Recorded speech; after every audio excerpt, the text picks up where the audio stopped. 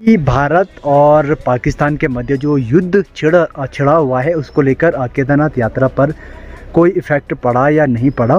घोड़े खच्चरों की वजह से यात्रा पर बहुत इफ़ेक्ट पड़ा है। आज से हेलीकॉप्टर बुकिंग भी शुरू हो चुकी है और ऐसा नहीं कि सिर्फ पाकिस्तान के लोग मारे जाएंगे। इस प्रकार के ब्लोवर आपको दिए जाते हैं। अब दिखा देता हूँ तो कुछ इस प्रकार का स्पेस रहता है, केचुआ का है और इसको मैं आपको बता देता हूँ ये कैसा है। तो कुछ इस प्रकार का है। बहुत सारे लोग ना कूड़ा वूड़ा ज़्यादा फेंक रहे हैं। और जय श्री केदार दोस्तों, मैं अनुराग और मैं हूँ केदारनाथ से। आज है 7 मई और अभी टाइम है दिन की 11 बजे और अभी बाहर का वेदर देखें तो फिर से मौसम ख़राब हो रहा है। और अभी मास्टर शेफ लगे हैं यहाँ पर दाल उबालने पर। ये दाल ही है ना? दाल है। और मोमो का काम ख़त्म हो चुका है और मैनेजर साहब लगे हैं यहाँ पर फालतू बैठने पे। बाकी मैं आपको दिखाता हूँ भाई बाहर का वेदर। और बाहर का वेदर अगर आप देखें तो बारिश का है और पब्लिक आजकल जादू बनी है और मेरे नाम का बोर्ड चमक रहा है बड़े शान से।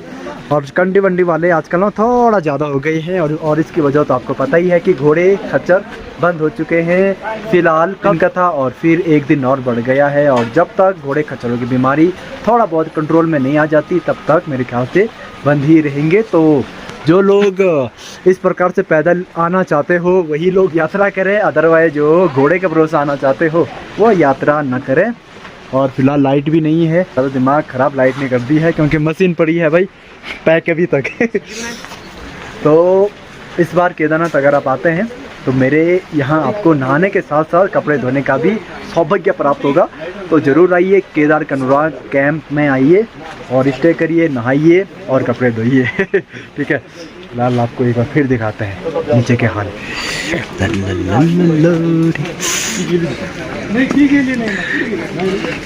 घोड़े खच्चरों की वजह से यात्रा पर बहुत इफ़ेक्ट पड़ा है क्योंकि जो बुज़ुर्ग लोग थे वो ना घोड़े में ही आना पसंद करते हैं और बहुत बार तो यंग लोग भी आना पसंद करते घोड़े में। तो अब वो घोड़ा तो है नहीं तो दिक्कत हो रही है। और सबसे ज़्यादा दिक्कत हो रही है हमारी कैंटीन में, खाली खाली पड़ी है क्योंकि माल नहीं है। और मैं आज 10 केजी आलू लेकर आया उधार क्योंकि माल है नहीं। ये देखो जी। और एक दूसरी महत्वपूर्ण सूचना कि आज है 7 मई तो आज से हेलीकॉप्टर बुकिंग भी शुरू हो चुकी है। तो आप हेलीकॉप्टर बुक कर सकते हैं IRTC की वेबसाइट से और फेक स्कैम से बचें क्योंकि अब वक्त आ गया है स्कैम करने वालों का। फिर वही वक्त कि हमसे हेलीकॉप्टर बुक करिए, इतने में करिए और आपको PDF भी भेजेंगे वो। लेकिन आप उनकी बातों में मत आइए।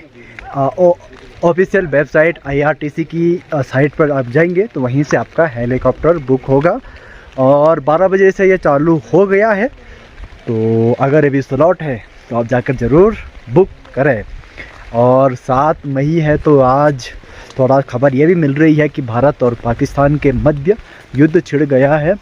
वैसे ऐसा ह्यूमन मैं खुश नहीं हूँ, लेकिन ऐसा इंडियन में बड़ा खुश हूँ कि पाकिस्तान ने अगर गलत किया है तो ऑफकोर्स इसका आंसर हमें इसी तरीके से देना चाहिए। लेकिन अगर एक इंसान की नज़र से देखा जाए तो मैं बिल्कुल नाखुश हूँ।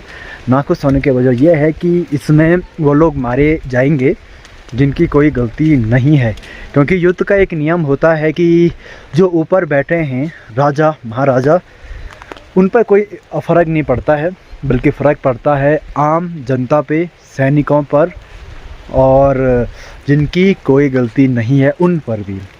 और ऐसा नहीं कि सिर्फ पाकिस्तान के लोग मारे जाएंगे, भारत के भी उसमें बहुत लोग शहीद होंगे, ये पक्का है अगर दोनों देशों के मध्य युद्ध छिड़ता है। तो मैं यही कामना करता हूँ कि इस प्रकार की कोई घटना सामने ना आए जिसमें लोगों की ज़्यादा हानि हो।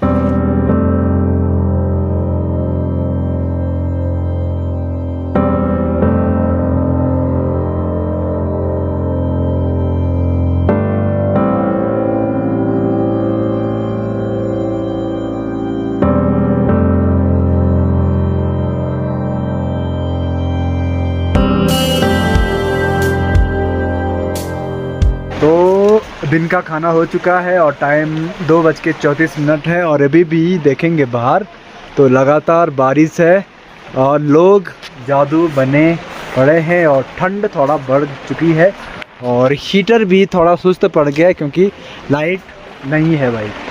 बाकी ठंडा हो रहा है तो मैं चलता हूँ कैंप में, क्योंकि मेरा स्वास्थ्य थोड़ा बिगड़ा हुआ है और जुकाम वुकाम ज़्यादा है। शाम के 4 बजे बारिश का मौसम, बर्फबारी हो रहा है और मैंने मैठान जी का कैंप कर लिया चेंज। ये देखो इनको मिल गया बड़ा ऑफिस। बड़ा ऑफिस,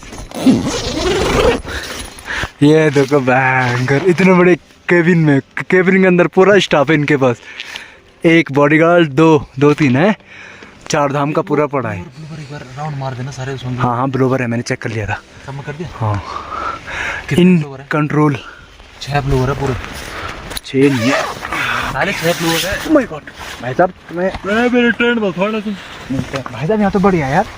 और सबसे बड़ी बात की है, देख कंट्रोल, सारी हीटर के कंट्रोल यहीं पर है, चार्जिंग के कंट्रोल यहीं पर है। तो हम कह सकते हैं ये है भाई मैनेजर। आप आए मैनेजर वाली टीम पे। बाकी इस प्रकार के ब्लोवर आपको दिए जाते हैं, तो अगर आप कैंप वगैरह बुक करते हैं तो आपको यहाँ पर अच्छी फैसिलिटी मिलेगी और साथ में कैटल भी मिलेगा। तो इस नंबर पे मैसेज करें और कैंप बुक कराएं फटाफट फटाफट फटाफट। तो आज मैं आपको दिखाता हूँ कि केदारनाथ में मेरे कैंप कैसे हैं, क्योंकि ये तो है 2 पर्सन और मैं 4 पर्सन या 5 पर्सन का अंदर दिखा देता हूँ। तो कुछ इस प्रकार का स्पेस रहता है और ये हीटर है भाई, इसमें 4 से 5 लोग सो सकते हैं और बिल्कुल ही कंफर्टेबल होकर आप इसमें सो सकते हैं। और इस प्रकार से बाहर का व्यू भी आप आराम से देख सकते हैं, है ना। तो इसका प्राइस भी पर पर्सन के हिसाब से ही होता है। तो चाहे आप कपल कैंप लो, चाहे आप 4-5 पर्सन कैंप लो, हर कैंप का प्राइस 500 रुपये पर पर्सन है और आप इसको भी बुक कर सकते हैं। साथ में सबसे बड़ा अट्रैक्टिव चीज़ है कि आपको कैंप वगैरह में ये हीटर मिल जाता है और कैटल भी दिया जाता है, जो कि भी मेरे पास नहीं है, दूसरे कैंप में रखी है सब कैटल, ठीक है। तो आप ज़रूर बुक करें। और ये है 3 पर्सन कैंप, आप देखेंगे तो 3 पर्सन कैंप है, केचुआ का है। और इसको मैं आपको बता देता हूँ ये कैसा है। तो कुछ इस प्रकार का है। तो यहाँ भी हीटर रखा है और पूरी चार्जिंग का सिस्टम है और रजाई ब्लैंकेट वगैरह ये है।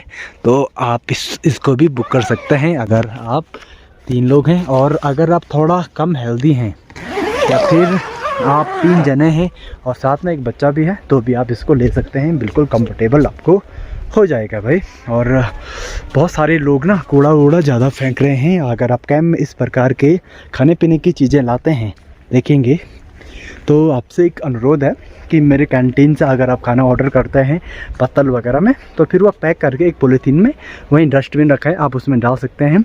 आप देखेंगे तो कूड़ा आपने फेंका है भाई चारों तरफ, तो ये गलत बात है। ज़्यादा भारी तो कूड़ा होता नहीं है। भले आप बोलेंगे कि यार ये तो हमारा काम नहीं है, यहाँ पर तो कूड़ा साफ़ करने वाले आते हैं, तो बिल्कुल ये आपका काम नहीं है। लेकिन मैनर्स एक चीज़ होती है जो हमें महान बनाती है, आदतें जो होती है वो महान बनाती हैं।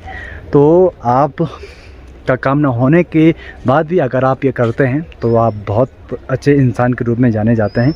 तो करिए ये काम, है ना, ऐसा मत फैलाइए। और थोड़े देर में ये सारा कूड़ा भले साफ़ हो जाएगा। अब मैं अपने बंदों को बुलाऊं, चाहे कूड़ा वाला आए लेकिन होगा साफ़, क्योंकि कल मैंने पूरा एरिया साफ़ किया था। मैंने किया था स्पेशली क्योंकि कूड़ा वाला आया नहीं था तो बहुत गंदा लग रहा था। मैंने क्या वीडियो बनाना भूल गया, लेकिन आप भी कोशिश करें कि कूड़ा ना फैलाएं। और अब आते हैं एक ऐसा मुद्दे पे जो कि भारत और पाकिस्तान को लेकर आपके मन में बहुत डाउट्स हैं कि भारत और पाकिस्तान के मध्य जो युद्ध छिड़ा हुआ है, उसको लेकर केदारनाथ यात्रा पर कोई इफ़ेक्ट पड़ा या नहीं पड़ा। तो देखो, केदारनाथ यात्रा की मैं से बात करूँगा तो केदारनाथ यात्रा पर इसका कोई असर नहीं पड़ा है। बाकी जो बॉर्डर वाला एरिया है, राजस्थान हो गया, गुजरात हो गया, ETC जो बॉर्डर वाला एरिया है, हो सकता है कि वहाँ के स्टेट ने शायद आने जाने पर रोक लगाई हो या फिर कुछ ऐसा हो, तो वहाँ का मुझे आइडिया नहीं है।